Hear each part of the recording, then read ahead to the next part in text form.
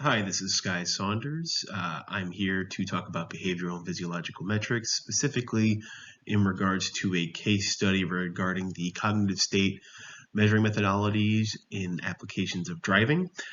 I would like to give a disclosure up front. Unfortunately, my son is sick, and the only time I can record this, I'm going to be watching him, so you may hear a little toddler making some fun noises in the background. So what are behavioral and physiological metrics? They are quantifiable means to develop and improve a product specifically with data that can be provided by a user that is not always capturable directly through questioning, such as with surveys or interviews. Instead, these can be inadvertent emotional responses, verbal noises made and expressions made by a user in the course of using the product, and are generally considered unprompted.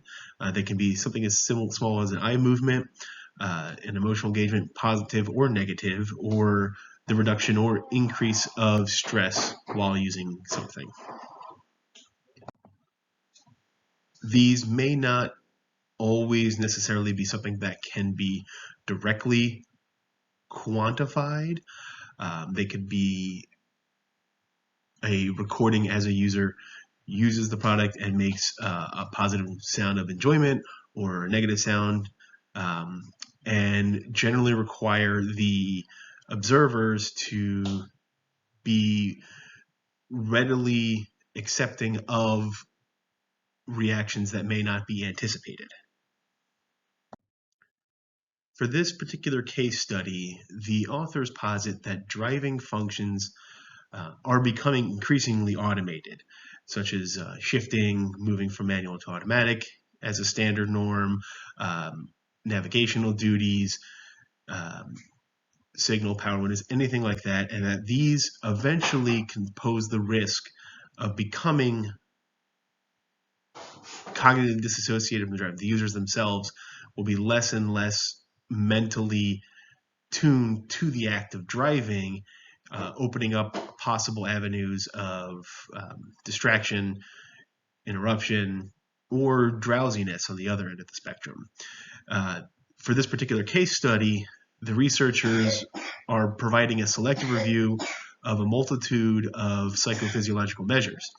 The point is to investigate the information that is available and has been studied in the past, and then apply those methodologies to driving in both a laboratory and a real-world setting. The goal of the researchers is to provide recommendations of the best ways of capturing near real-time cognitive states. And they do this through their exploration of laboratory versus real-world applications of the different quantifiable measuring methodologies. The focus does include both low and high stress arousal states. This will run the gamut of drowsiness to completely distracted driving. That way they can cover both aspects of extreme cranial activity. And the main purpose at the end was to provide feedback that can serve as an application for or a rubric for things beyond driving studies themselves. The ideas posited by the researchers are not necessarily always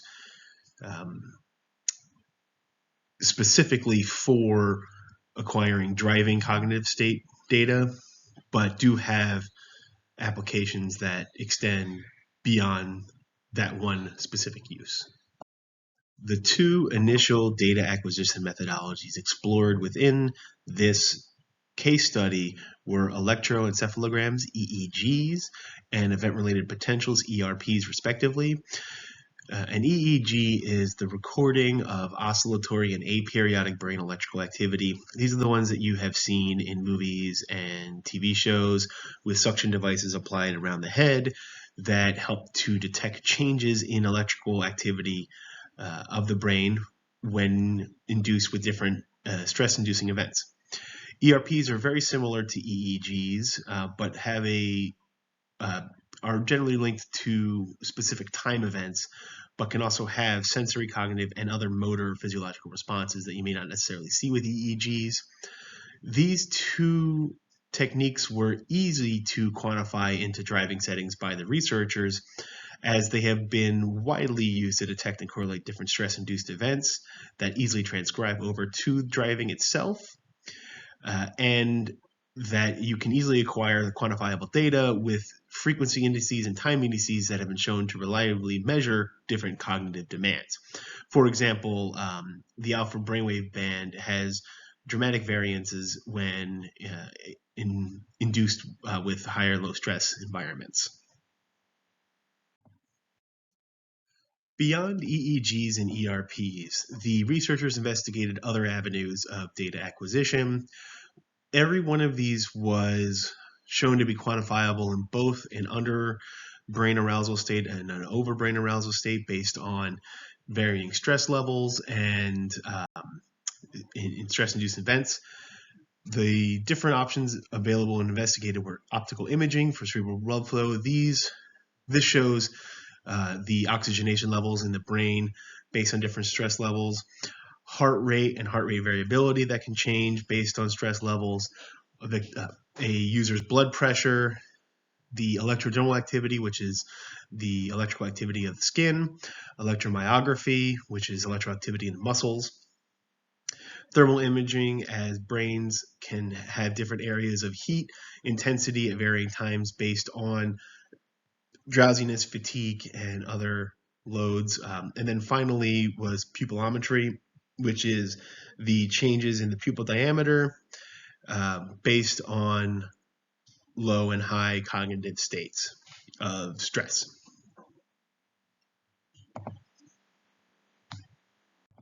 Being able to have a wide variety of different techniques offers many, many different means of acquiring data for a developer, and it shows that there is not necessarily one specific quantifiable means to acquire that data, but instead, depending on the use, there are multiple avenues of investigation. Each measure was explored in both laboratory and real-world applications to varying degrees of success. And here is the actual quantified data found for each different of the possible means of acquisition. As you can see, every single one of the avenues investigated had a high degree of success in a laboratory setting. That was everything from EEGs through the pupillometry, but this did not coincide directly with the real-world applications of driving. Unfortunately, there are real disadvantages that can stem from just the means of actually acquiring the data related to different stress-induced activities. Of the different means of acquiring data in the real world that had a high success rate, that was the EEGs, the heart rate, and electrodermal activity, all showed a real, specifically like EEG, had a high temporal resolution. This shows that there was a lot of information to a very, very precise data point that could be acquired, and it was a direct measure of neural activity. While something like heart rate does have a better, clearer signal-to-noise ratio, and it's easy to collect, it doesn't necessarily show a direct change in brain activity. And then with electrodermal activity, it's really easy to collect as well. And the researchers pointed out that it is a sympathetic activity, meaning that when one action happens, it's very likely that another action will happen, so that you're able to collect reliable data. There are disadvantages with those. The EEG has a long setup time. Collecting someone's heart rate is very sensitive to variability in the heart itself and not necessarily just brain induced activity. And this can also change based on someone's respiration rate. And then with electrodermal activity, there is a bit of a lagged response, and then not everyone shows EDA response to all stimuli. So this is not something that's consistent across all users. For the items that did show a low real-world application, these generally had a much more difficult means of actually acquiring the data, or like in the case of pupillometry, we're extremely sensitive to real-world driving environments such as changing in light. You're often in situations where the light from the sun can change. You may be in a tunnel. You may have headlights in you, and these contradict or render moot a lot of the data that is collected. So, in conclusion, there are multiple benefits that can be derived from acquiring data provided in that specific moment by users. And for this particular study, brain activity may be a bit extreme for general application for all product development.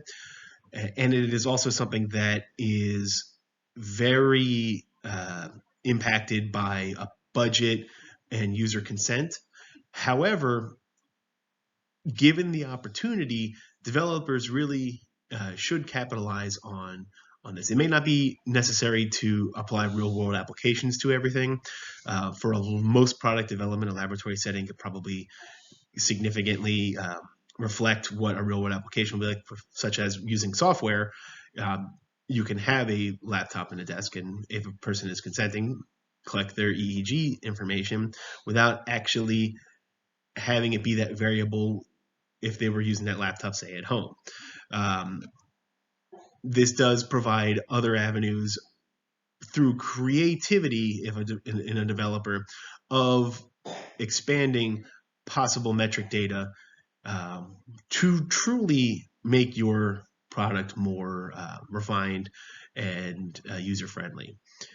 The more instances you're able to track when someone is either getting bored or getting stressed when using your product, the more likely you are to refine that into a position that does not either cause boredom or cause stress, and therefore makes a much more receptive audience out of your users. Thank you.